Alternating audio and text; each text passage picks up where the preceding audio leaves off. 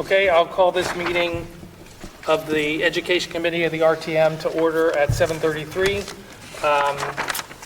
With no objection, I would like to change the order of the agenda, please, so that we may start with item 7, then 4, 5, and 6, and then 2 and 3.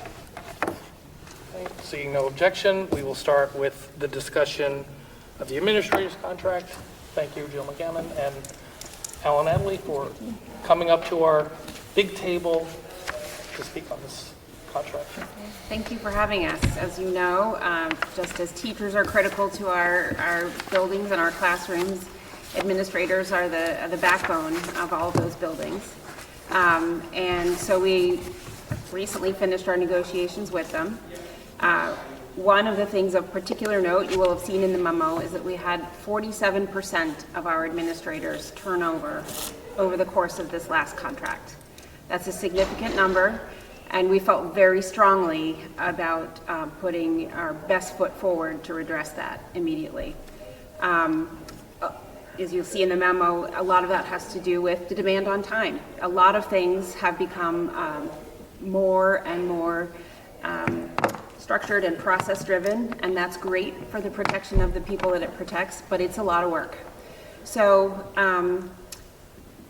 the first thing we looked at was recruitment and retention. We looked at salary, and we also looked at lifestyle cues. So we looked at things like we gave administrators, 12-month administrators, the opportunity to work remotely 10 days out of the year. So ideally that's summer work, so that some of the things they do over the summer can be done from home. We looked at becoming more competitive at our entry-level positions. Our assistant principals were compensated at a lower level than a lot of our neighboring districts. But what we found when we looked at the data was that actually a lot of those principals were just working less days. So along with the overall contractual increase, we increased the number of days. We did that to make the position more competitive for them, but also because we found that one of the other things we were looking at is not only what they were getting compensated for, but how the work was going and what additionally we could do to better support the entire infrastructure. And one of the suggestions was that there were more days in the year that where there was work that we could get done if we expanded the time that those people were working. So we're thrilled that the compensation for assistant principals is now comparable with our fellow DIRC. Of course, we wanted to recognize the hard work and dedication of the staff. We are still looking at a post-COVID environment. We are grateful to all of the school staff who got us through that time and who have continued to persevere.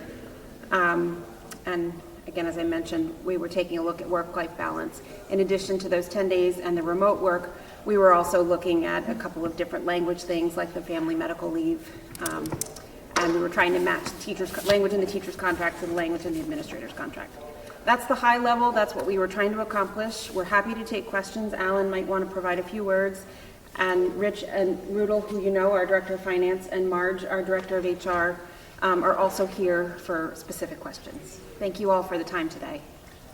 So thank you. Good evening. Happy New Year to you, everyone.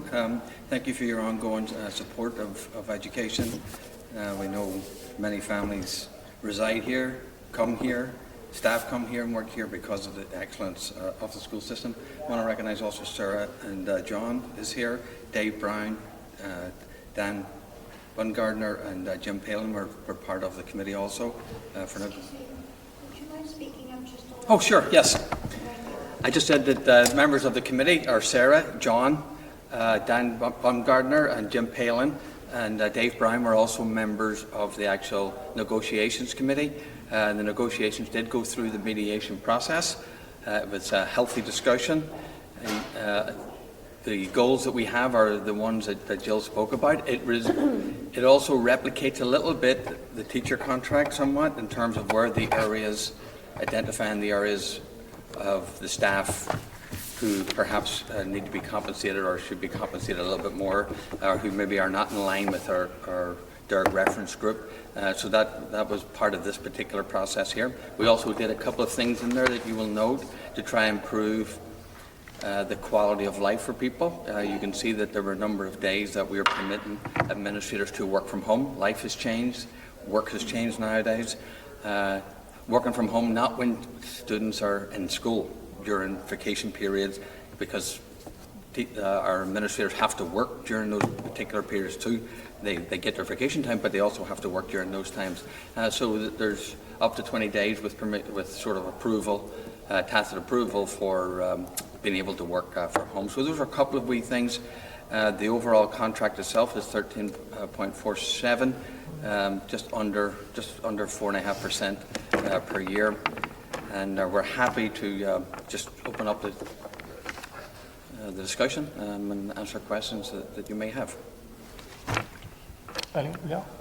Could you talk a little bit more about, in the new contract highlights, the elimination of the 85% salary track for newly hired administrators? Has that gone to a 90 to 95%? Sure, I'll let Is that what that Marge is? talk to it, but essentially we compensated at an entry level. Used to come in at a particular percent, and we've changed that, and Marge, you can sort of speak to it. Right, so it's 90 and 95, because we really weren't competitive at 85% for a new administrator. So that was the most important thing. So you're saying those statistics based on what people are now earning. So it used to be 85% of what people in the district were earning as administrators, but now it's 90 to 95%. Okay, so that doesn't take them as long to catch up. Or they don't start as low. Okay. I'd say guys just jump in, yeah. Yeah, so thanks for taking the time. I just have a couple sort of observations as I was reading through it. One regarding the cost of the contract, and second one, the flexibility that hopefully it provides you to, to run the district the way you see.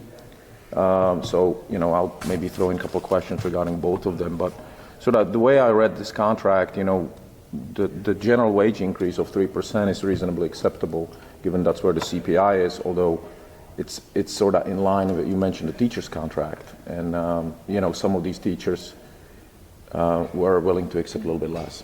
So 3% is acceptable, but we actually end up at 4.5%, right?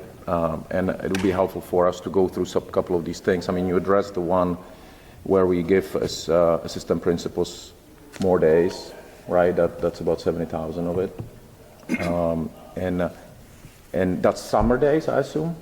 Or that's when. Generally speaking, yes. Are you talking about the additional days, or are you talking about days where they can work remotely? No. The additional days, right? Yes. 10 days before school. 10 days before school, Yes. right? Because we end up at 4.5%. In fact, this contract sort of ensures that we're going to have 6.2% in contract inflation for the next school year, right? Which is not nothing, right? I know it's going to go down to 4.5%, but 6.2% is. These are very valuable people, obviously, who run these districts, but the people on the front lines are the teacher.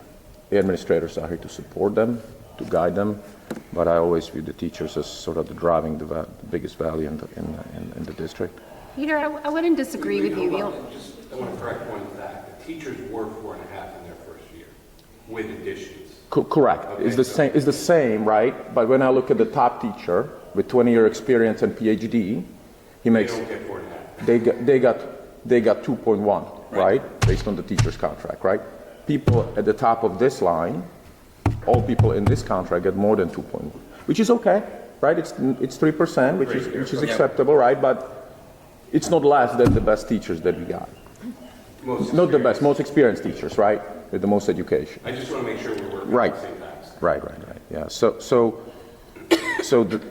then the one thing I didn't understand here was the step function. I know the teachers have the steps 1 through 20, or now we combine a couple of them.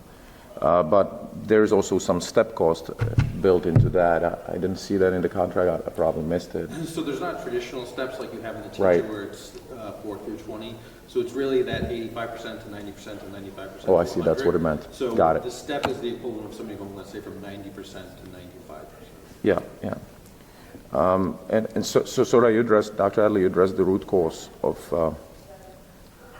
why there is such a high turnover of administrators, which is the competitive wages. But also the second one that you mentioned in the memo is the number of meetings that these folks will have to participate in. What is the remedy for that, or what is the game plan to mitigate that issue, so we don't sit here in 3 years and go through that again? So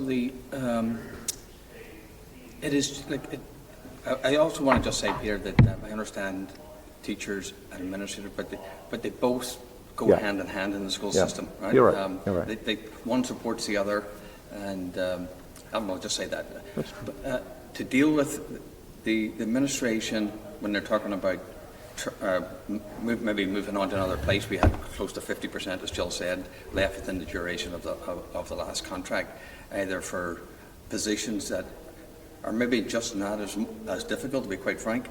Some of them actually left for lower wages in some cases. We do have people travel and local, move into other positions that are more local.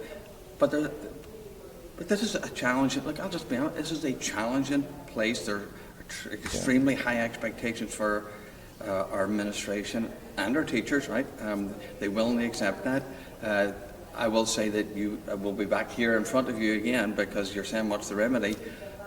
One of the remedies is a proposal I have for reorganizing the administration a little bit in the actual budget this year to make it more manageable for people who are here with a net zero increase in administration, which is difficult to do, but we've put a proposal forward here that would complement the compensation that the board has negotiated, and is before you right now. So it's both a contractual matter and also a programmatic matter and an implementation practice matter that we have administratively and the cabinet have put together as part of this particular budget to try and address that matter.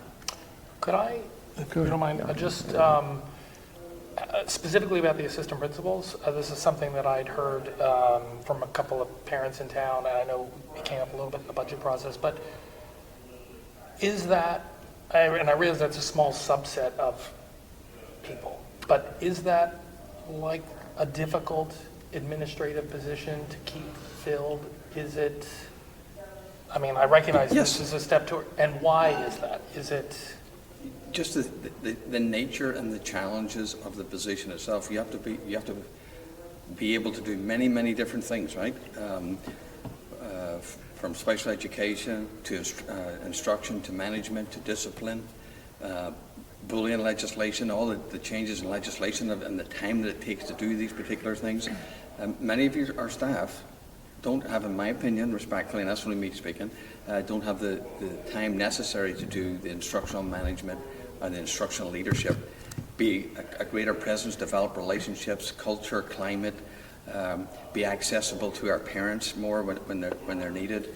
So the assistant principal position, and many times, and hopefully many times, is a lead into a principal position. I generally like it whenever people can transition into and look at it as a growth opportunity. But any of these positions, from special education administration to building level administration, either assistant principal or principal position, they're challenging. They are challenging positions.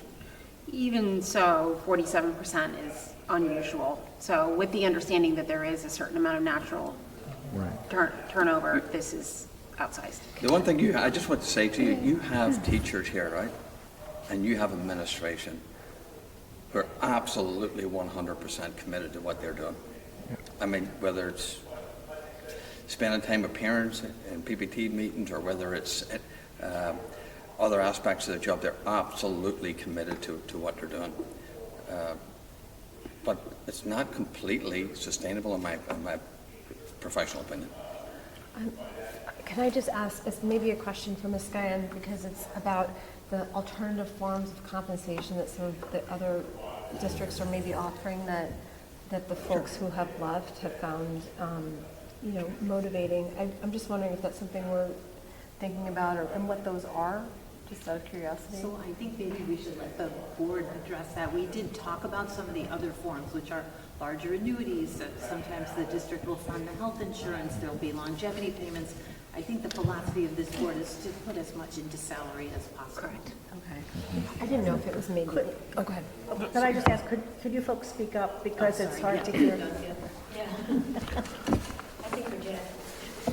But you heard what she said. Philosophically, we structure compensation around wages instead of alternative forms of, there are some small things, like we did increase the tuition reimbursement, for example, but most of the financial focus was on staff wage or administrative wages.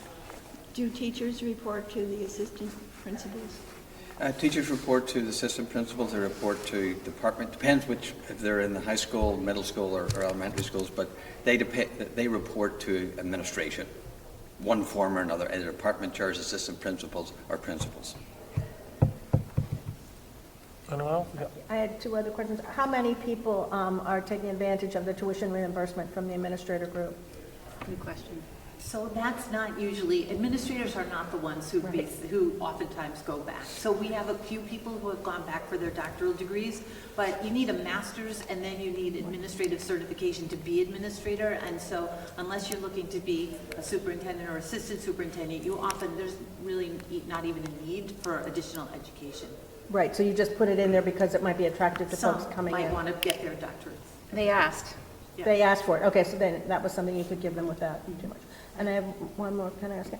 I see that you made a provision in the contract for a change in notification of, administrators when a position is eliminated, which is, I guess that's fine. But my concern is, and I've seen this happen a lot, that when an administrator who is, say, a principal, fairly high-level person, decides they're going to leave, they tell you in April or May, which sends a lot of people into a tailspin. You don't get a good pool of candidates.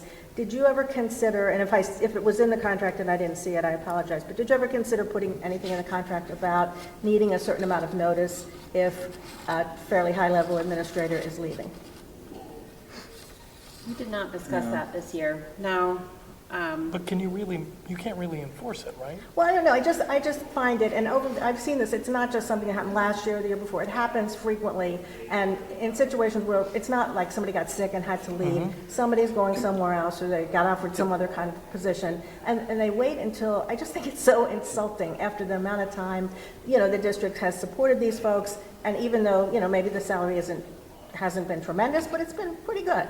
I remember a time one of the highest paid administrators, not the central office, but highest paid principal, May, I think, said he was leaving. And, you have to get an interim. Nothing much gets done that year, on behalf of the students. And it just seems to me that there ought to be something that people could be encouraged to not wait until the last minute.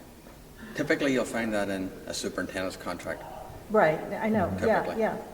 But But administrators or teachers, and typically teachers give the 30 days. no, I'm not I'm really just talking about administrators, particularly principals, central office people who are, fairly high level.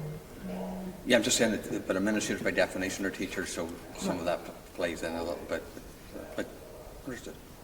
And just, you had mentioned the contract went to mediation? No. Oh, it didn't? No, it did okay, not. okay. So cost is one thing, and flexibility for you to run the district as you see fit is the second sort of importance, right? And, be able to evaluate and reward in a way, or not reward underperformers. I know this is a weird thing. We lost half of people last 3 years, so maybe it's not relevant now, but hopefully it stabilizes. And then you will be able to, somewhat differentiate between the quality of the performance of the different administrators. And it seems like the contract does give you the flexibility in differentiating performance, maybe withholding the next step, and hopefully there is some carrot as well. But does this ever happen? I don't know, probably recently with the COVID thing, but does this ever happen? In this particular contract, you just have those, I'll call them steps, but Yeah. they're not really steps, but those particular opportunity or sort of structures as a step sort of system, but beyond that, there is no financial pay for performance type thing. Anyone else? Okay, so with that, if I could have a motion, we're going to phrase this in the way that we need to do it, but we will be recommending the approval, Is it not to reject? we'll be recommending not to reject the contract. If there is a motion. Motion. Liza, and a second. I'll second. Clara, all in favor? That's unanimous. Thank you both. Thank you. Folks. Thank you. Thank you.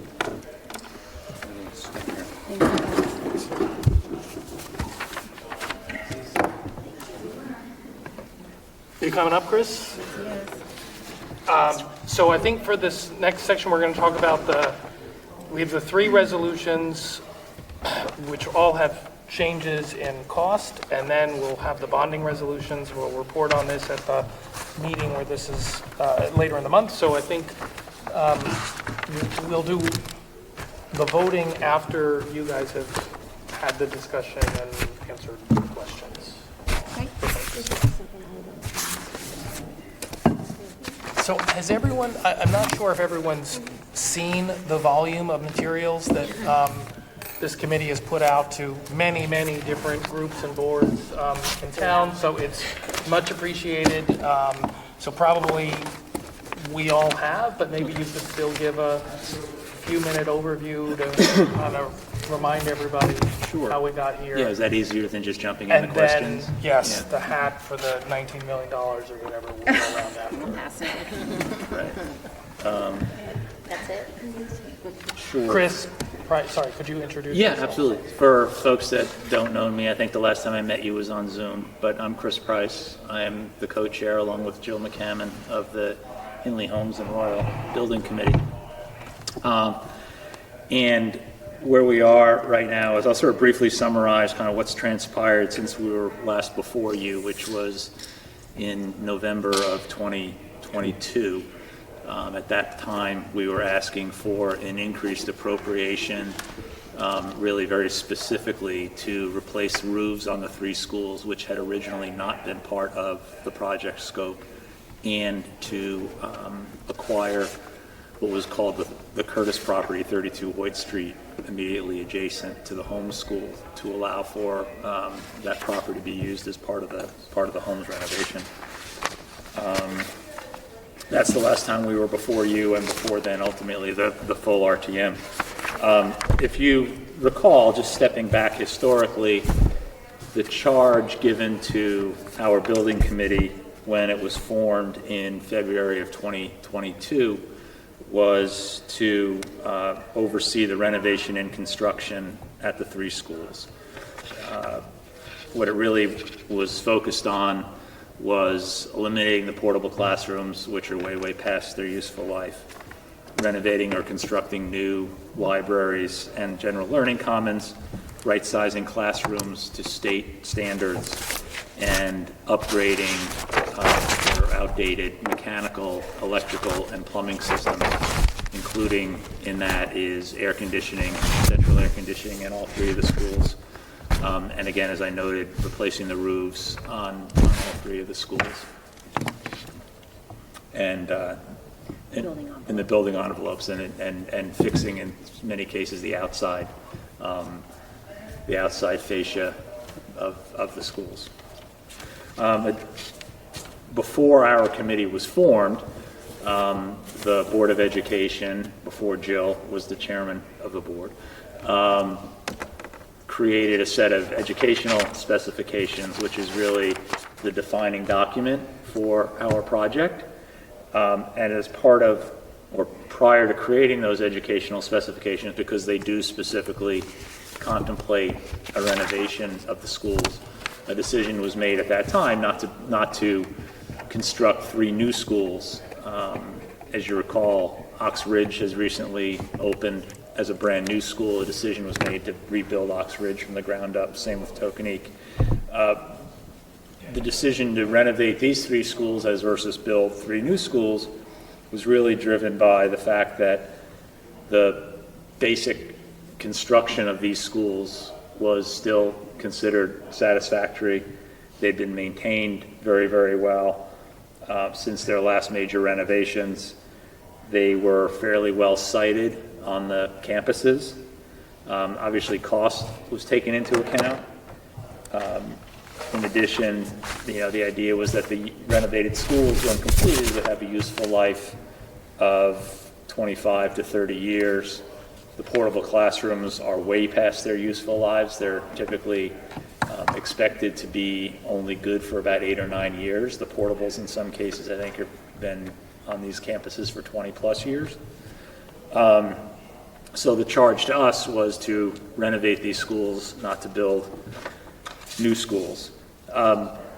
Where the process has gone after we were last in front of you all was construction drawings were completed, project was put out to bid in the summer of 2003. We were not, as a committee, happy with the results of the bid. We felt like there was not great bidder participation. Mostly, we thought that some of the bid numbers came in higher than the estimates that we had gotten from our construction manager. A decision was made at that time to basically, out of 19 what are called bid packages, so for example, plumbing is a bid package, concrete's a bid package. Out of 19 bid packages, we thought that 7 of them were good and that were worth keeping, and those contractors agreed to hold their bids until the end of this month. And we went out to rebid 12 of the 19 packages. We rebid those packages in the fall of 2023. There was what I would describe as nominal savings. There was better bidder participation. There was nominal savings on some of the packages.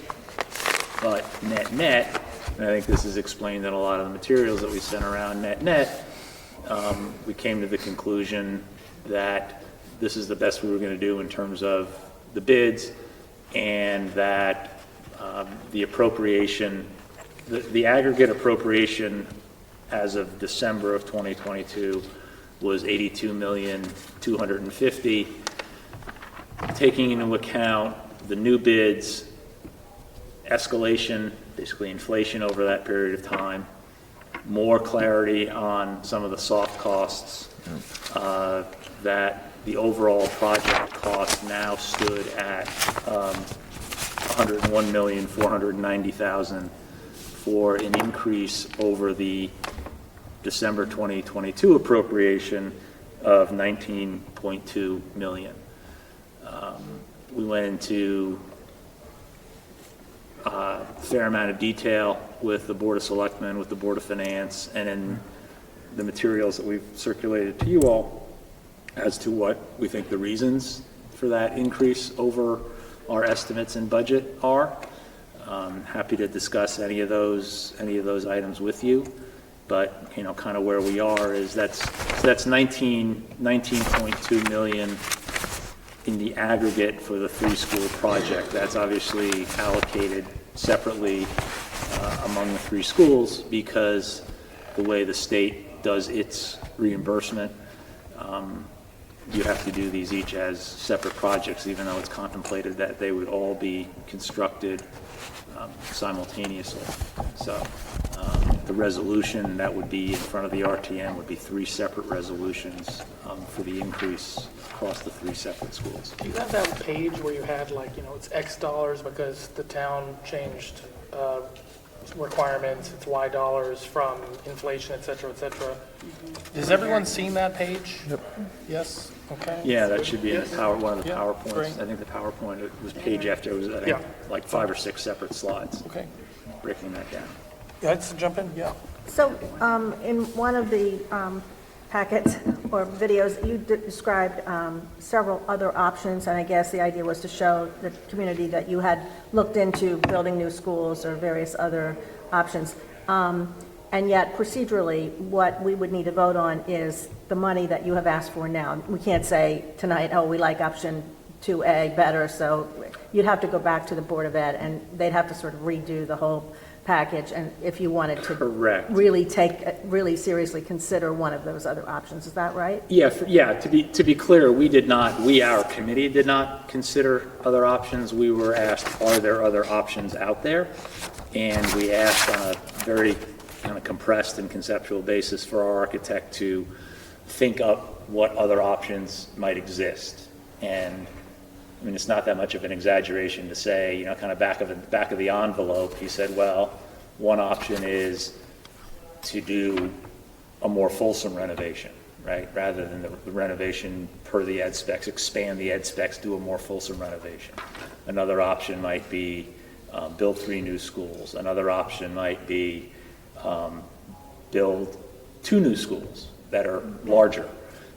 So he was trying to think outside of the box, which is what we pay him for, and came up with those without really going into a lot of detail. Our committee did not our committee's not charged with Right. doing anything other than the renovation per the ed specs too. So you're absolutely correct that if it was the desire of the town, for lack of a more precise term, to do something different, it would, I think, have to go back to the Board of Education to think through pros and cons of the different options against what what we're charged with doing. I think that's where I got confused Right. too, because it's now in front of everyone. So the question is.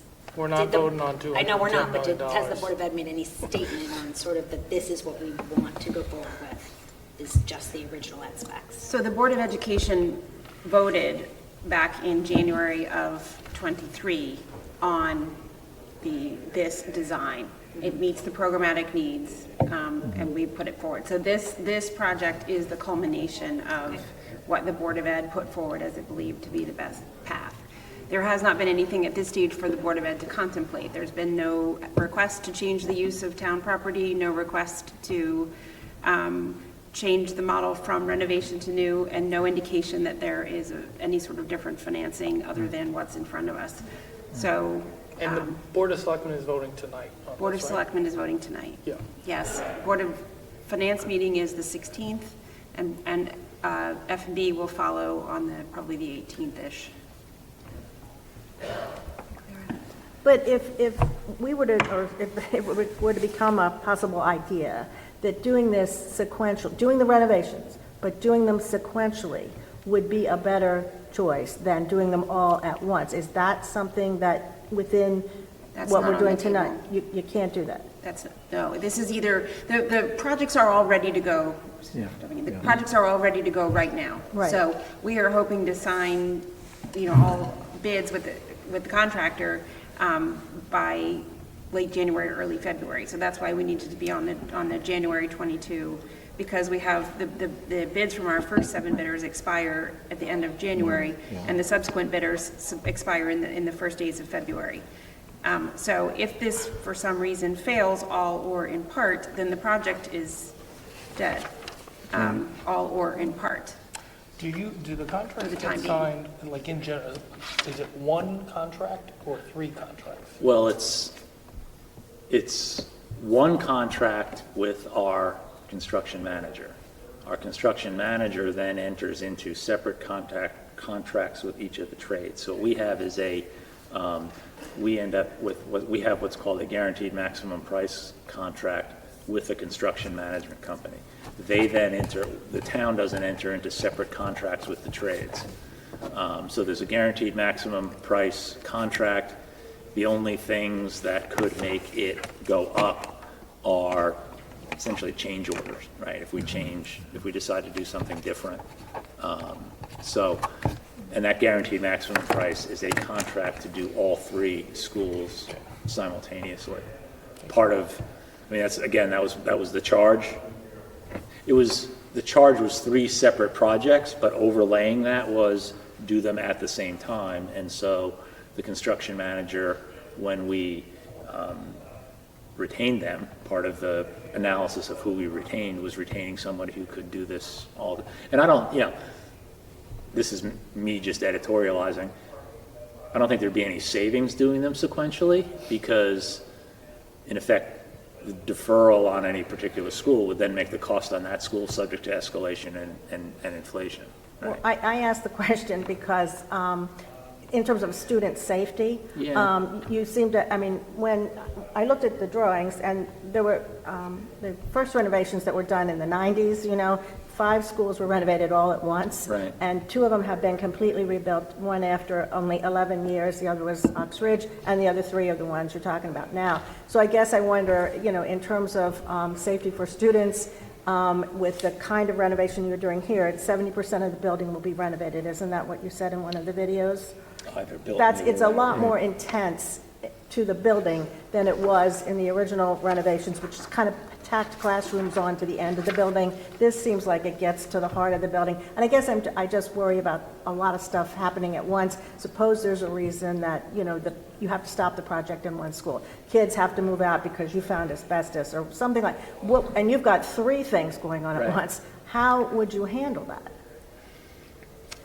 Well, I mean, it's kind of theoretical, but I mean, that's something that we've been working very, very closely with the construction manager. Phasing of the construction and oversight of doing the construction is a huge part of the project, right? So part of it is a lot's going to be done during the summer. A lot's going to be done during the breaks. A lot's going to be done on overtime. But candidly, a lot's going to be done while school's in session. And things like construction entrances and where the equipment is and how do we keep the workers separate from the kids, moving kids around within the schools is a big, big part of their charge. And they've got a phasing and... You're just going to add when you're done. Yeah. And obviously, student safety, teacher safety, and the ability to continue to educate the kids correctly, right, so they don't lose anything in the educational experience during the course of the construction is incredibly important to this being successful. I'm not trying to discount what you're concerned, because, like, I mean, stuff happens, right? I mean, but the hope is that we have the team that has done this. Well, we know we have the team that's done this before. If it happens, they're prepared, to address it. So if you wanted to add. Yeah, I just want to say that on the 2 points, one, I would have no reason to go back to the Board of Education and say this is not meeting the needs of our children, right? In fact, it absolutely is meeting the needs of the kids, and I would have more of an issue, Clara, that we don't continue on this path, finance and all different aside, because equity of programming, equity of instruction, equity of spaces, equity of safety, these are all sort of mounting up right now, and our communities here have lived through quite a lot, and have also lived through not doing something, right? So we're flip-flopped, and the more time goes by, I don't want like generations to go by here or significant big periods of time, because then we are really behind it, and then there will be, in my opinion, some inequities in the school programming that we're delivering. From my perspective, we should continue on this path and support the simultaneous construction of these projects, because they need to be done. Yeah, so to me, that's a big increase, 19.2 million. You explain it great. You do a lot of work. I understand them. In the description of the sort of timeline, how we end up where we are, there the construction manager does admit that, in retrospect, the total cost original, the 82 million, was too low, right? So to me, what is really important is the certainty now, right, where we stand. So once we sit here, then it happens cost, right? So hopefully the GMP contract sort of guarantees it to us, right? Then the timing, and then the third is sort of the quality of the execution, right? Are we happy with the construction manager? Are we happy with the architects? Are we happy with everybody we sort of hired? Extremely happy with the architect. I think the architect is fabulous. I think the construction manager is very, very good. This is the same construction manager that did Ox Ridge, and I think everybody thinks Ox Ridge came out very, very well. It's the same construction manager that did the middle school renovation. I think people think that came out very, very well. I honestly think the only place they stubbed their toe was in the estimating. The estimating that they did before we went out to bid in the summer of 2023, because that set the bar, right? I mean, that set the bar at essentially, because we had already appropriated the 82.250, right? Right. And as that narrative says, when we then were going out to bid in the spring of 2023, they were estimating total project hard costs at that point to be 85 million and change. Right. And it came in, considerably higher than that.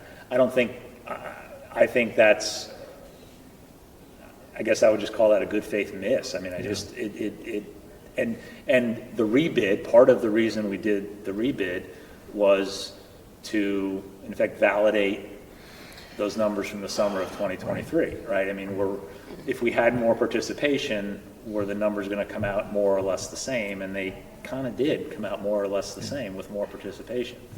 Yeah. And so, to your point about certainty, and this is frankly why we didn't come back and ask for more money in the spring of 2023, summer of 2023, when the estimates started looking a little bit higher, because we as a committee said, well, let's only come back when we kind of know what this is really going to cost, right? Right. And so we didn't come back, once we decided to rebid, we're like, let's get these hard numbers.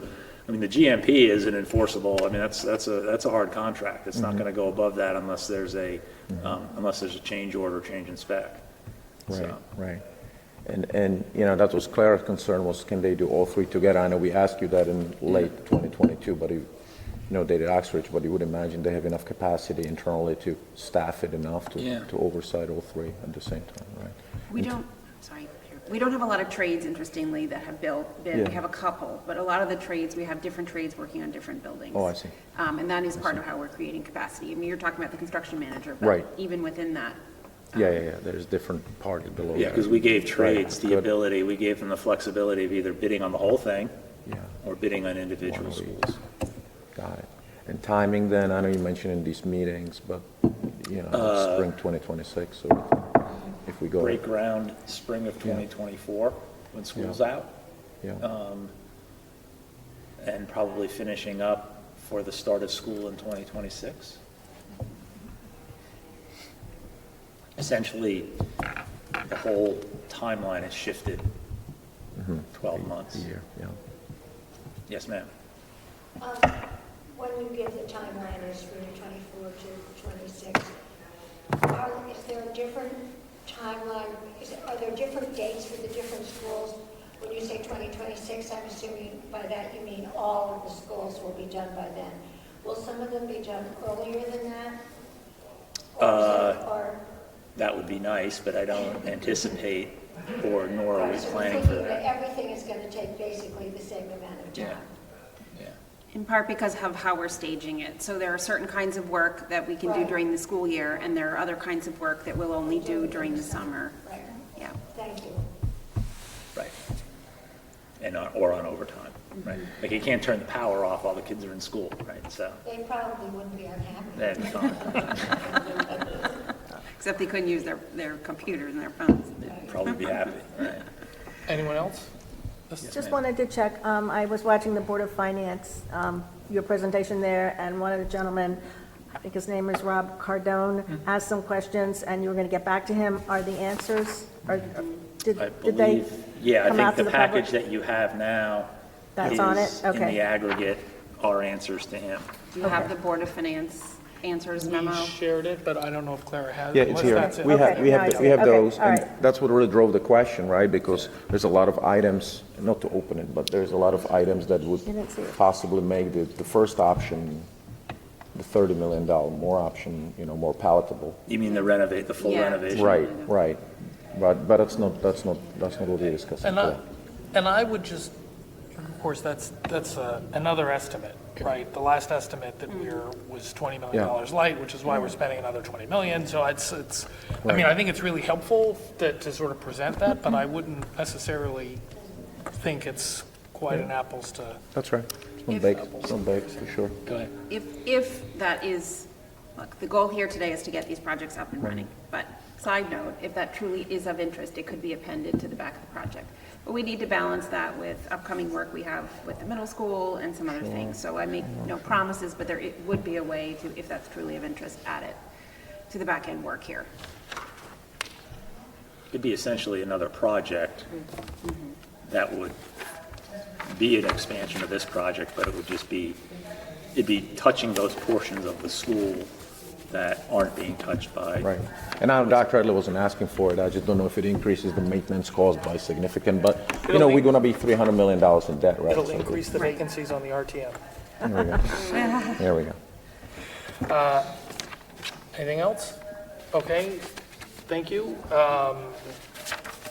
So I think we will do 3 separate votes, even though it feels to me very unnecessary, but just so we can report it that way, all right? So if we do homes first, could I get a motion to recommend the revised cost estimates and associated bonding resolution for the home school renovation? Second. All in favor? Unanimous? Can I get a motion to approve the revised cost estimate and associated bonding resolutions for Hindley School? I'll second. Pretty easy. See? All in favor? Unanimous? Lastly, can I get a motion to approve the revised cost estimates and associated bond resolutions of the Royal School? Janet? All in favor? Unanimous? Thank you very much. Thank you Very guys much. for your time. Thank you all. Appreciate your Thank you so much. patience.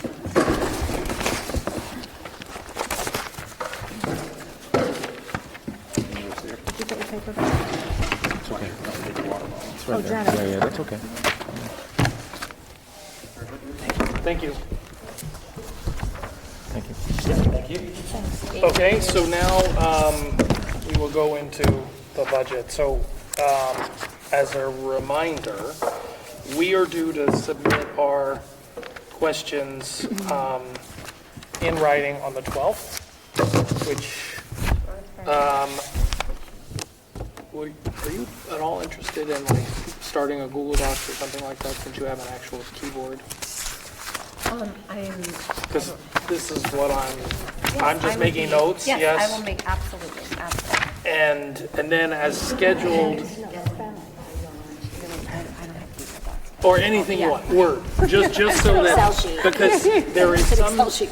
discussion of whether we're gonna combine this with the other groups that are asking questions, and then the board will use that and submit one set of questions. I think different than in past years, they're not necessarily gonna submit every one of our questions for presentation, they're gonna edit. And I suppose if your question or our question is not asked and answered, and there is a subsequent meeting where folks are here, we can sort of ask it again.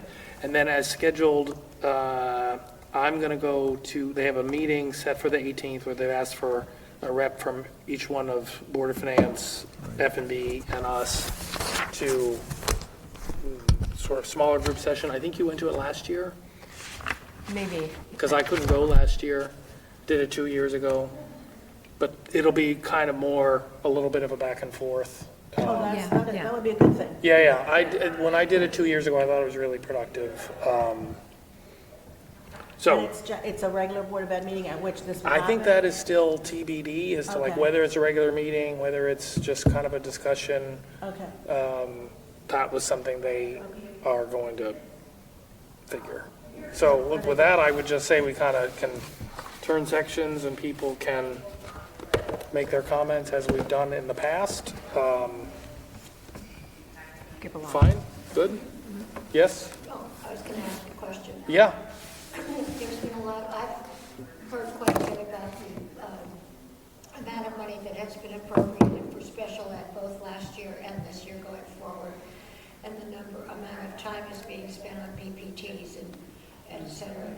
And my question would be, how many of the requests for PPTs are coming from the teachers who have the students, and how much are coming from the parents who want their students to have a PPT? And the reason I'm asking it actually is two reasons. One is, there has been some comment made about the fact that some people are happy to have the kids tested because there are some seen advantages, like time tests and things like that. So I know we're different than other districts in terms of our percentage of students in special ed, and I would be interested in knowing anything we can. We may not be able to know any of it because there's a certain amount of confidentiality required. But I'm wondering if we can find out the percentages of. well, there was I don't know that specific question, but for anyone who didn't see it, there was a really good meeting, I think it was November 28th. 14th. Which was the special ed presentation. And there was a lot of data in there which showed how PPTs were, which is a good proxy for, which is a proxy for cases across the DIRG, how it's changed over time. So, I think that's, I missed it. Yeah, well, I mean, it's online, so, you know, if it's probably worth looking at for special ed. I kind of asked this question, you know, on a kind of regular basis, but I think, can't remember who in that board meeting, but somebody pointed out the special ed, was it cases or cost was up 50%? I think it was cases. Was it cases or cost? Well, It was over, I think the Over 4 years, presentation 20%. had like a 3-year look back. And I think what someone had said, one of the board members had said, you know, if you look back a few years further, the increase was something like 50%. And again, I don't remember if it was 50% in case or 50% in cost, but that's a trend that I don't know that this budget or any of these budgets really address it. And I think the district made an effort at trying to do the 5-year forecast, which we've talked about before, but that's not really a forecast because they basically just took a lot of the assumptions and kind of said, well, this assumes we don't get any more special ed kids, and this assumes we just roll the teacher contract at the expiring rates. And, you know, if you were actually doing like a true budget, you would pick some more realistic assumptions. And I think, I don't know what the solution is, but I don't feel that anyone's really talking about what we're going to do if this is the cost trend that continues, or how they could try to manage it. I guess my question is not one that then can get answered, but over trends, that would be interesting. It would be interesting to know how the recommendations or how the PPTs are being structured. 100%. I'm doing some housekeeping. Why do we want to know if they come from teachers or parents? No, what I'm saying is there are two ways that you can Yep. get a PPT. Either the parents or the teachers. And usually the reason for that, for those, are different. But I'm just wondering, what is it going to lead us to? I'm just, So, I don't know whether or not there's a connection.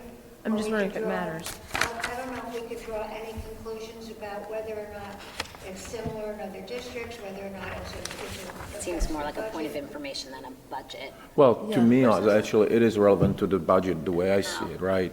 And I know it was addressed in this November, but we in Darien have 19% of kids being part of special education. In New Canaan, which arguably is a similar town to us, there are 12. Westport is at 14, right? Right. So the question is why is it that our kids are more, right? Maybe it's the right thing. Maybe we offer more services. Or maybe, and that's the question, I think that's where I understand your question, is if the parents are asking for it because of perceived benefits, right? But this, But they would have to meet an evaluation. Of course. Right. my question, because I don't want to be misinterpreted as having some Yes. negative view Right, towards right. special ed. Right. Both of my children were special ed students. One of them was all the way up through college. So it's not that I'm trying to reduce the expenditure or anything. I'm wondering what the relationship is between our schools recommending students for PPTs and families recommending the PPTs. The only reason I'm even responding is I feel like even if it's the parent or the teacher, if the child takes evaluations and is confirmed to need special education, it doesn't, I mean, No, I agree with even if the parents think that there's an issue, but there's not, they're not going to get Yeah. services That's unless my they meet a question. threshold. Yes. I just want to be Yes. sure that the Yes. So- thresholds are being properly met. We can't find that out because it's confidential. Right, yeah, I think if you think, oh, I would like for my kid to have services, if your child doesn't meet a battery of testing, thresholds, they're not, no matter what you think, it's not gonna happen, But it is a certain, well, look, let's start with special ed since that's where the question came from, as opposed to kind of going in order, but, so go ahead, keep going. well, no, I mean, on the same note, right, we have, we had 100 more kids in special ed this year than last year, right?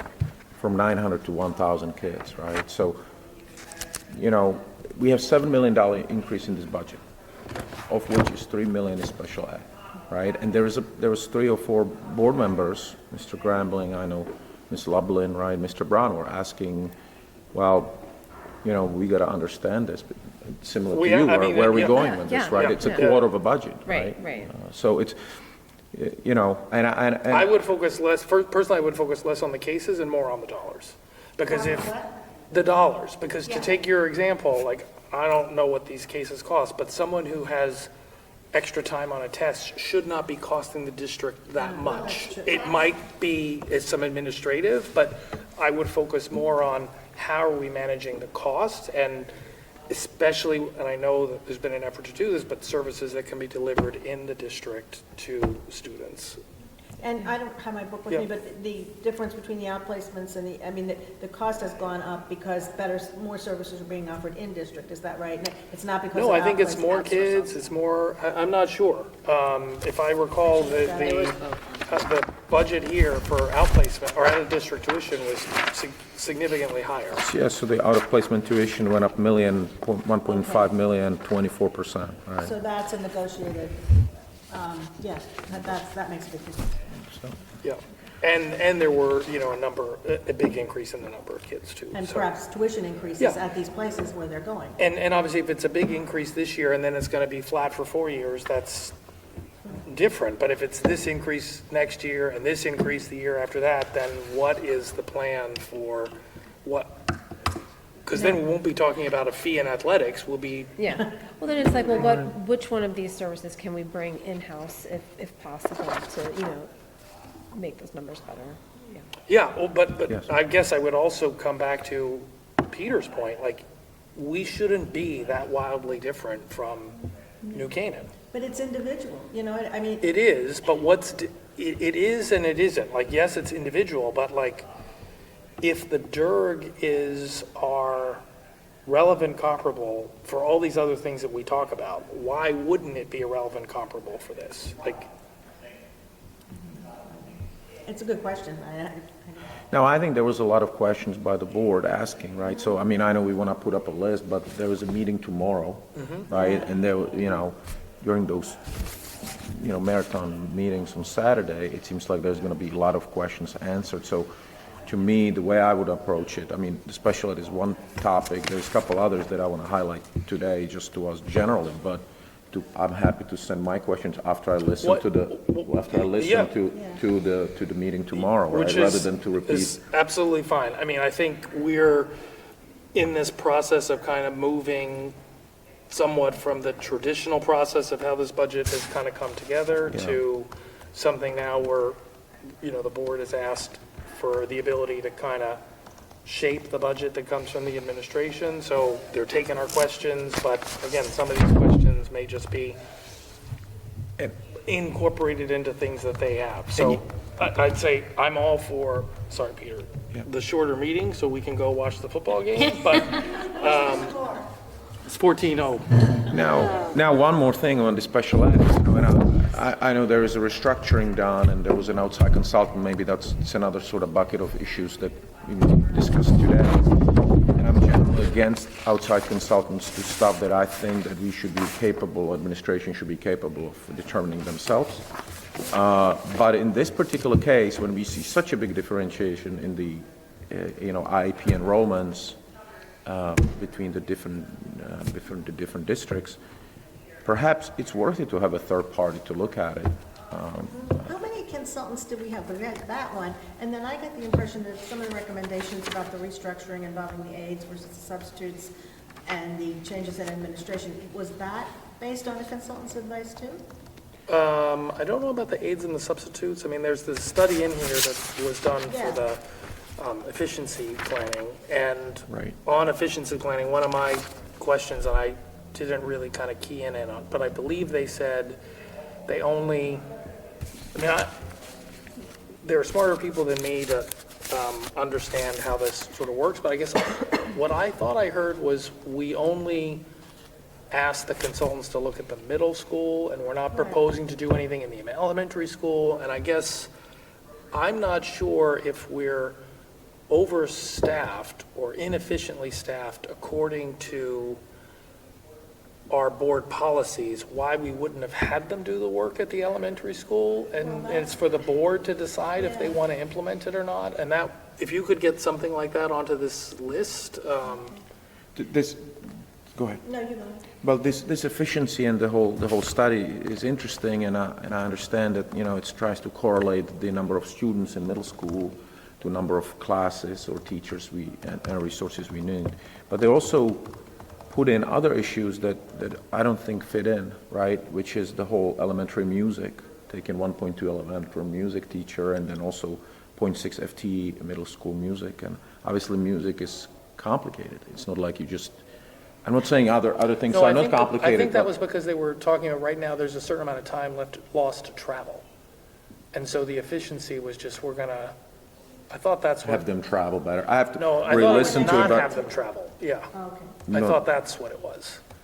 Okay, well, I wasn't clear. I mean, we're losing 1.8, okay, maybe it's I just think the what they travel. were saying, Yeah, it's like, because if you think about like how they tend to sort of go now, well, we have one student over the section limit, so we Yeah. got a teacher. Right. And we've had these larger classes come through the bubble class, right? So there's always this kind of wave of, oh, there's more students in elementary school. Now they're into the middle Yeah. school. Now they're into the high school. Let's Yeah. increase the size of the cafeteria. So, Yeah, I think this So is a I- topic, and I'll put some question on that regardless, because, No, I you think know, I you're right, understand. it had to do with the people, but then the question was in the elementary schools, when the incoming, next few years, the classes are going up, are you then gonna go back we're gonna go back and hire another- them. Yeah, that's what they've always done is, I mean, it would seem to me that, I thought they did a really good job Yeah. of explaining, given that there was, a lot of commentary about don't cut teachers and whatever else, I thought they did a very good job of explaining what they were doing. But, we just voted unanimously for the HHR. All this stuff is gonna go on, minus vacations when kids are in the building. Is that a good time to cut teacher aides? I mean, would more adults on the campus? It's never a be- good time to cut Well, teacher it's aides. never a good time, but I'm just saying that, But if- wouldn't more adults on the campus be a good thing? I mean, this doesn't seem like It's the a right time. fair, agree. well, I guess I look at it as I think maybe it was Sini who said it, is like, we have a Policy. board policy Right. that says it's Yes. this many people. So if now we want to have a board policy that says it's this many people, well, then we'll have that many teachers. But it just feels like the resistance to, if I can characterize that as resistance, I don't know, but for people are like, I don't want to fire a teacher, which I don't want to fire a teacher either, but we have so much attrition. It could be that, yeah. And at the end of the day, like, okay, I realize just the first budget, but like Peter pointed out, there's like big increases in this budget. There's probably more to come in future years. Like, I don't know. I mean, I'm glad they raised parking fees at the high school. I am too. I told Dr. Adley that I think they should have made it even higher 20 years ago when my kids were in high school. And maybe You the pay parking fee, $1,000, the parents parking will fee pay should for be it. tied to the value of the car that you're parking in that. Ooh, I like it. Right? Just like our personal property taxes. Yes, absolutely. Well, I would like to, That's so easy, and it had a headline in the paper, Darien to raise the parking fees at the high school. I mean, that's embarrassing, ridiculous with all the other issues that we have. Yeah, well, on that, I don't know if they're going to Shocking. revisit the Absurd. clubs and councils and athletics, but that's another one where, I mean, it's maybe at the time they had the discussion, this budget wasn't out there, but I don't know, certainly in this last board meeting, there were people talking about cutting some sports or some activities, and I don't know, certainly before you would cut something, I think you'd want to let parents pay for it, but yeah.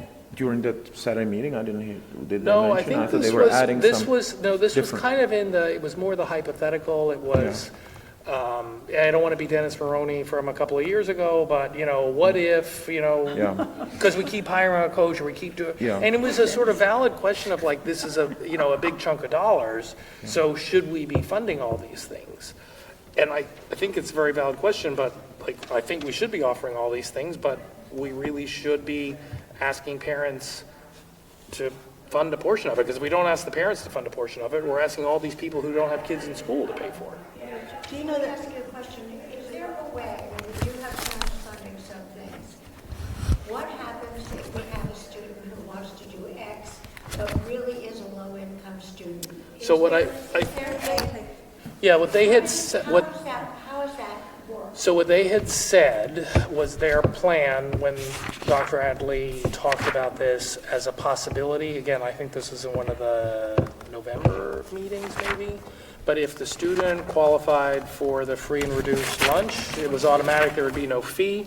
And if they didn't qualify, but it was still a financial hardship on parents, there was a process by which they would notify the school and it would be waived.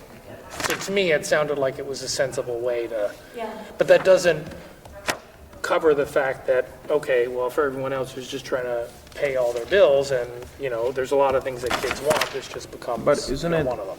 isn't talking about the move to athletics, which is perfectly fine, are we saying that BOE contribution is 30% and parent contribution is 70%? That was, I think, a policy change for those sports like hockey and skiing that had a big Right. parent contribution. And so what they did was they increased the funding for those couple of sports that were being quite subsidized by parents. Yeah, the And so rental, now, the yeah, rental, and so now, Peter, what our SEER, is it, It's 159. and so now the funding for, I mean, the parents are still doing, you know, again, it's the swag, it's the extras, you know, they're not necessarily buying, Yeah. Is there a real problem about this? It's in my experience, it's been always this way, that the parents were paying here No. and there and everywhere. No. Well, It was a big debate when I was on the Board of Education, whether or not we would ask parents to pay for sports that were done by the schools. yeah, I know. Yeah, so I think this I don't comes know up why every we're- year. It comes up every year. Well, and why it's we're so- talking about it is because it's not in the budget, and I'm suggesting, like, it should be, like, because I believe it was like 0.5% that they could raise by instituting this kind of tiered fee. And it was discussed by the board a month ago, 2 months ago, and they Raise the punt, fees. and they punted on it. They basically said, we're not ready to deal with it now. We'd like to get more feedback from parents, and instead they just dealt with the parking fees. But I think, I would like, I mean, it's that there are some extreme changes here, you know, the restructuring there. And so would they consider some, if you think pay for play sports is extreme, would they consider that rather than these extreme things that change programs, that change, you know, administrative responsibilities, get rid of various, I mean, that's extreme. I just learned that in one affluent school district in Massachusetts, parents pay for the bus. Yeah, actually, I don't think I think that is in All of Westchester Massachusetts someplace. pays for the bus. Well, I'm just saying, They you know, don't- they pay for the bus, so would that be something that, I mean, I know They it's. don't pay for their lunches, though. That, I know, but I'm just saying that would that be something to consider? They talked about the bus contract, they talked about the bus not having a depot, being a disadvantage. Has anybody ever approached one of these car dealerships who don't have the inventory that they used to have to see if that could become a depot for Yeah. them? I don't know. Good idea. That's pretty Interesting, yeah. extreme, but, That'll never happen. no, I'm just saying that I just see this as a lot of extremes in this budget, and I've seen a lot of budgets. So I'm just saying that would you consider other things that might not have been considered?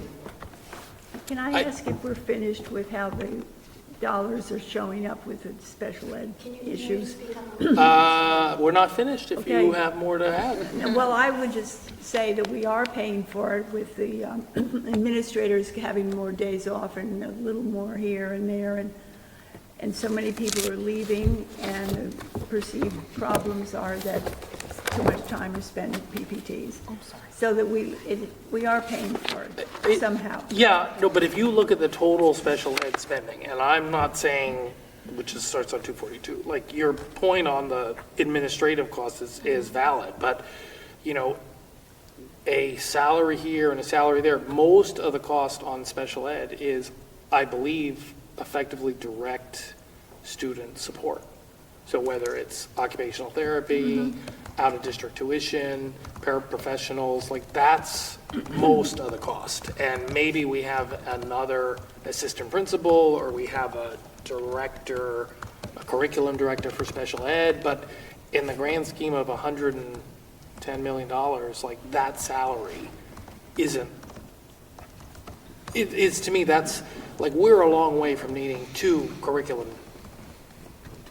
or two special ed directors, right? Like, or we do have two, because one's. No, I'm just saying, I think we are paying for it, does it? Yeah. And we're asking the question how we can improve, not have it be so expensive.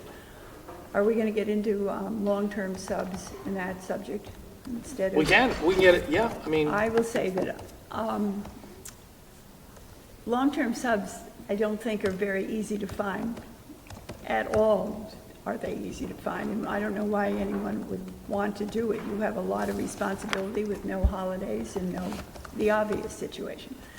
I think many of you know I've subbed for a long time, and I just think it's ridiculous to think that we're going to find people that want to be long-term well, subs. if we don't find them, they're gonna be under budget in that category. That's right. And what is the thinking behind that they think that's a good idea, other than having an FTE? I think, I shouldn't say this. I think they have the, well. Very unrealistic. Okay, but is that a Extremely. question? The question is, what is the thinking that a long-term subs will be successful? The effort to have them instead of teachers. But sorry, the long-term subs are supposed to, aren't the long-term subs to replace substitutes? The long-term substitutes are not to prevent And teachers. maternity leaves. That- No, I thought, sorry, maybe I'm For misunderstood. instance, health problems.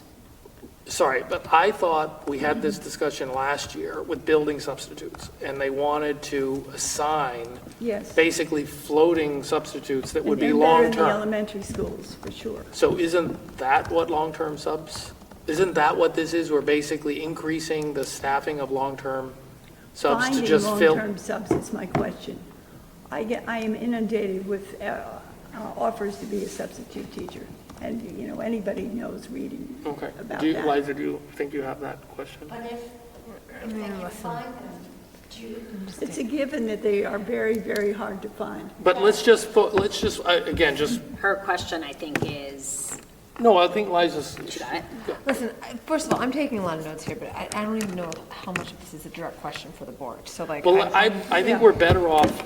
I'm just keeping Yeah, track. it's a fair point. Yes. I think what we should try to do with this meeting is get the direct questions that we want someone to answer. I agree, Right. because right now, we don't have a lot of like things I think we want to put in front of the board at this point. I feel Which like is fine. If we Yeah. don't, that's, as Peter said, he's going to send his questions in after. And also not to discount any of this conversation, which I think is super important, and I'm glad we're all having it, and I think it's good work to be done, but I'm just not sure how much of this is the stuff that we want to put, oh, here's our question. I think we have to hash it out and then come up with, these are the specific questions, is my feeling. I agree with you. Okay. Yes. Yes? And Fine.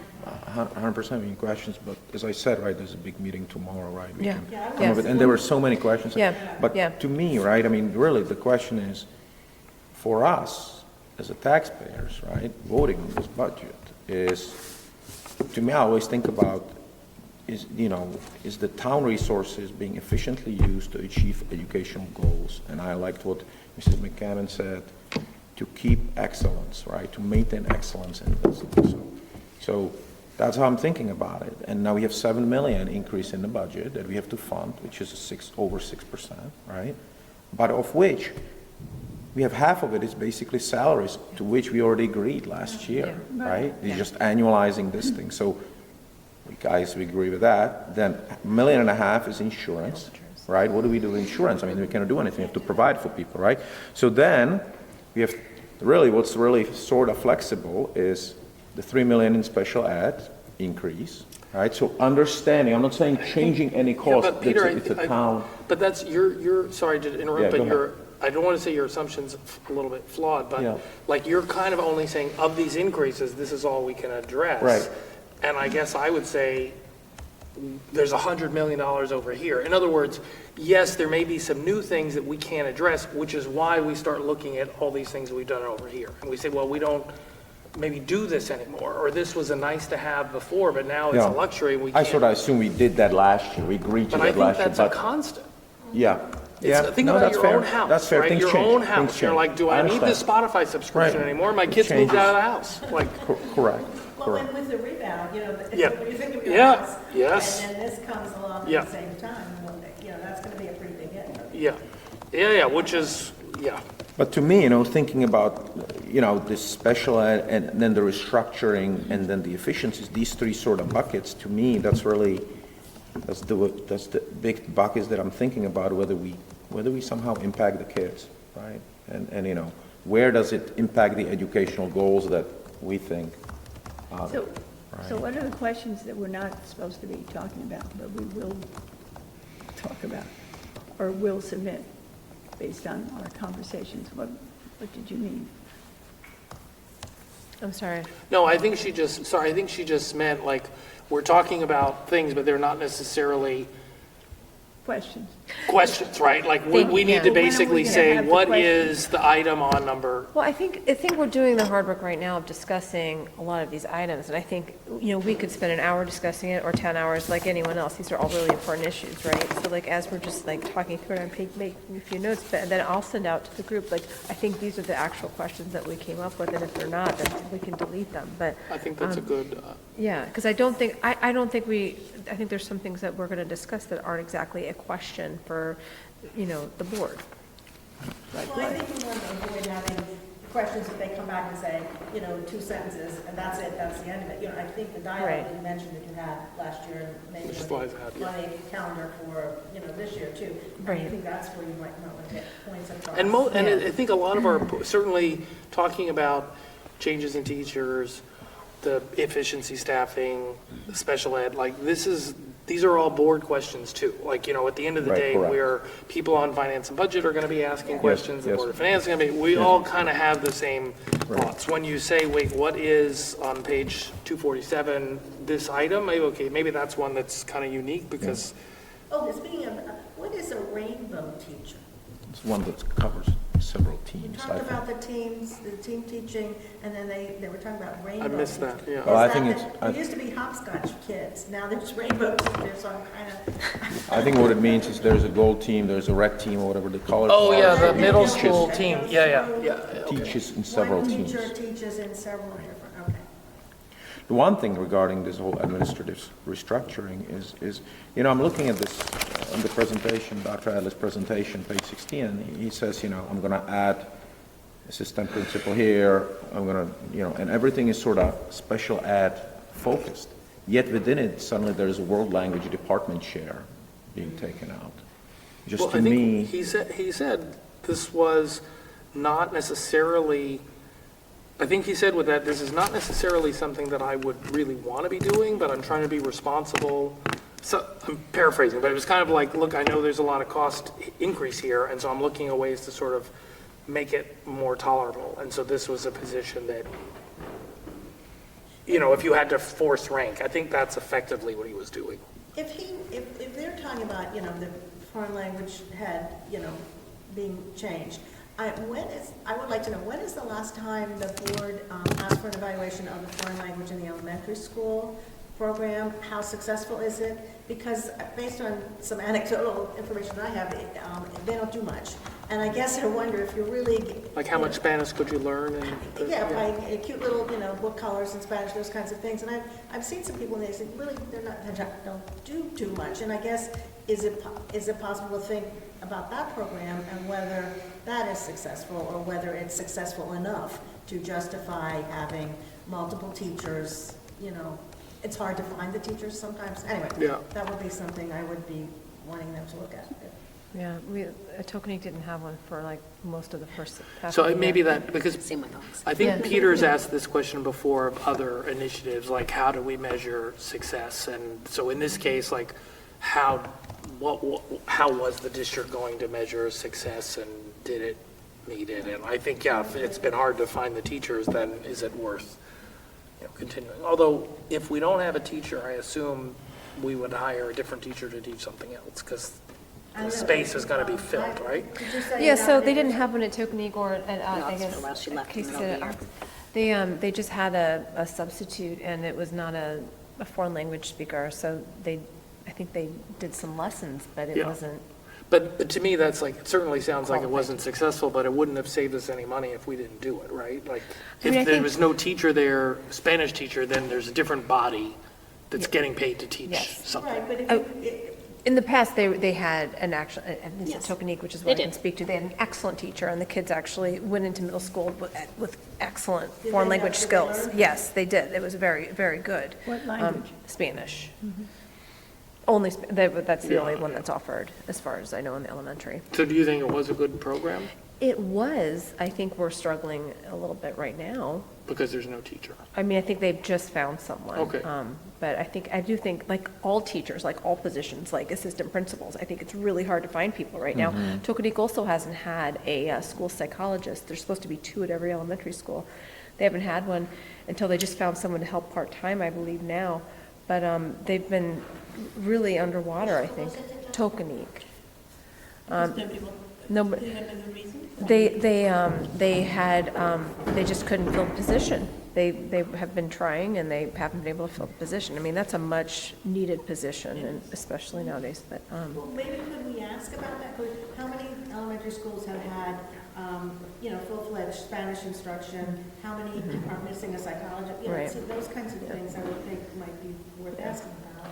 I mean, also, my son who's in 2nd grade has 24 kids in his class. So, I mean, the class sizes are really maxed out. So when we talk about like, any kind of teacher reduction, I feel concerned. And not just at elementary, definitely at middle school. I think just because, we're talking about teachers having more time in middle school than the teachers have in elementary school, I don't think that everyone should suffer to the same extent. Maybe we need more teachers at the elementary school would be my perspective on that. And I know the last thing we need is to add more money to this budget, so I apologize that that's my point of view, but.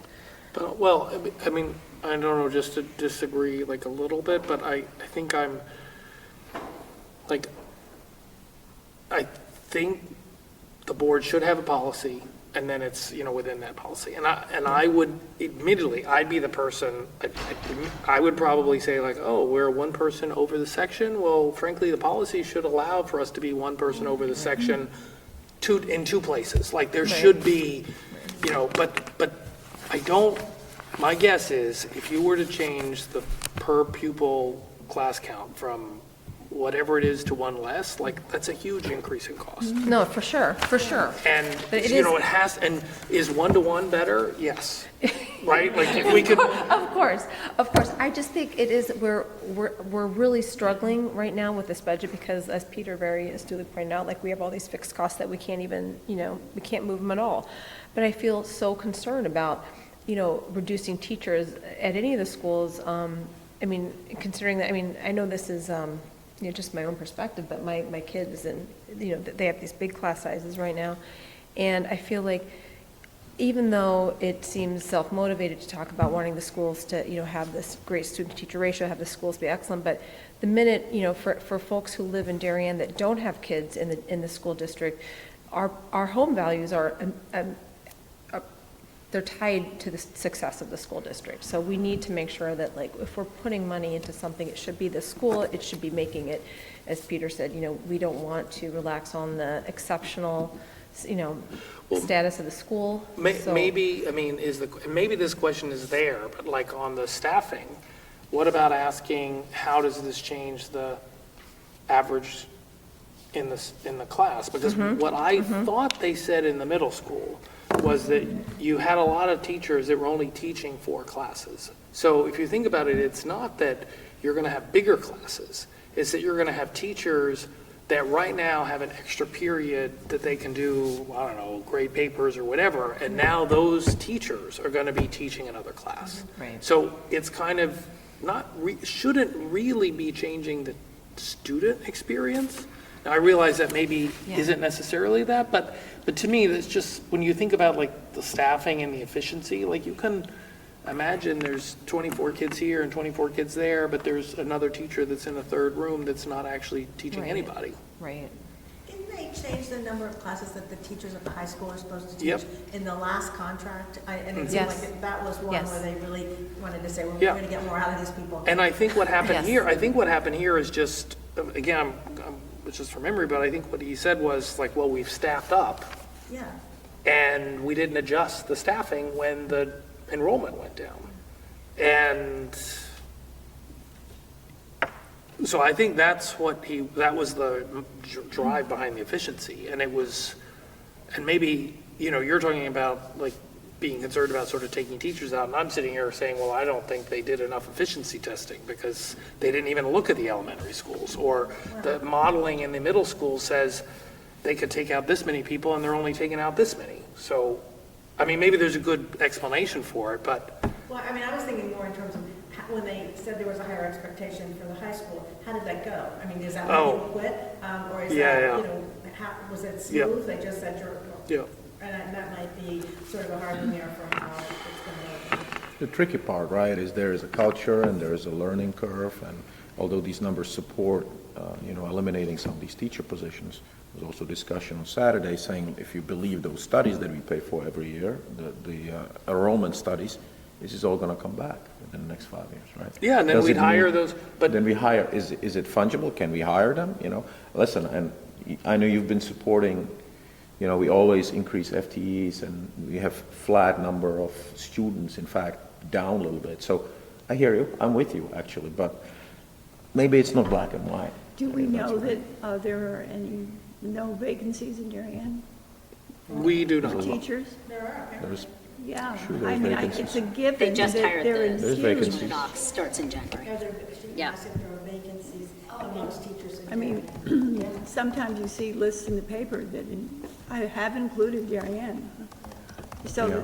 cutting teachers just seems ridiculous when we have. Well, remember, we're positions. talking about cutting positions, right? So the Right. board is talking about Yeah. so it could be a position that is currently looking for a person, and then they would not have that position anymore, and so it would be filled, right? So once they, and I don't know how the attrition translates, but they may not necessarily, I mean, they may Right. have to cut some teachers if, they decide Right. it's one too many of this and not, math can't teach Spanish or vice versa. Middle school and high school teachers can take over for other teachers when the teacher's out, but not in elementary. The huge demand for. Well, I think the reduction here is focused on the middle school, the proposed reduction in staffing. One of the things that I think it was Jill McKenna brought up the other day was a team taught middle school is a very expensive way to run a middle school. And then somebody else said, well, it's a huge school, so it's a way of making it smaller. Some towns have 2 middle schools, and so that would be an enormous expense. But I mean, I don't know if they would ever rethink the team approach. Oh, if let's there's a not lot go. of, well, I don't know. Let's not go over that. It took years to get it in. I don't know that she said. I guess, I think it was, I was reading something else, was talking about the fact that the expense of teaching is very high, but that the system generally turns out to be the most successful way to. We don't have to go over that. I mean, Middle school is, teams in middle school is the right thing. Are to you do. talking about co-taught teaching, or are you talking about the team system? I thought she said. Dr. Adley said the team's approach to middle school was about the most expensive way you could handle a middle school, and he was absolutely clear that he was not proposing to change it. No, I wasn't suggesting that he change it, because I believe that part of the discussion was that some towns have 2 middle schools, and this is a way that Darien is handling their population. But then they also talked about teachers switching, teachers teaching on more than one team, so they're sort of chipping away at the whole team idea by saying, teachers teach in more than one team, and kids go on other teams to do. There's a lot of flexibility that has to happen. Yeah, don't because hear you about. can't, Yeah. right, if you're in the 8th grade advanced math, they can't offer that. I mean, there's this, that's always the case, that stuff is outside the team. Right, but there's more Has and to more of a demand for, having advanced classes and differentiation. I don't know. Yeah. I wonder how it's working. So one additional thing that Dr. Adler mentioned that surprised me is I think he said the phrase, department chairs are back on the table. And I know, it's sort of. I missed that. I heard that, yeah. So that's as a part of the restructuring. I doesn't thought he change. said he Might be didn't taken off want the to put department chairs back on the table. I thought that's what he said. It's like, after all that we, or maybe what he said, no, I think, actually, sorry, you're right. I think what he said was, I realize by putting this out here in terms of the administrative restructuring. Right. I'm kind of putting department chairs back on the table, Right. because now the board is going to take up the administrative restructuring discussion. And I think what he was saying is, I'm mindful of that, and I wouldn't be doing it if I didn't think it was the right approach. So does that, There's a lot of work that needs to be done by the board to make decisions here without, impacting what we try to do, right? The student experience significantly. So it's, well, yeah, and, this is all. but at the end of the, sorry, and I just like, I mean, I don't know, I mean, that you can't, I mean, maybe the student experience has to be impacted. I Yeah. mean, because Yeah, ultimately, it is absolutely. what are the taxpayers willing to fund? Like, and, Oh, 100%, yeah. now, I'm not saying I it just should be think the sort of- board is, probably surprised that this is happening now in January. These are fundamental discussions, right, and they are on the table now, and I understand that it takes time to come up with them. Yeah, was this discussed at the, I guess it was November, December, there's a time when they talk about major projects under consideration? There's a meeting that I don't remember anything that was like, The budget, I remember, Yeah. well, they gave a preview of the budget Right. in November or December, right? It was a Right. kind of, I have it. I don't know that he talked about what would necessarily be kind of coming out of it, but. no, I guess maybe that's a different. Yeah. But, again, that's like, I'm.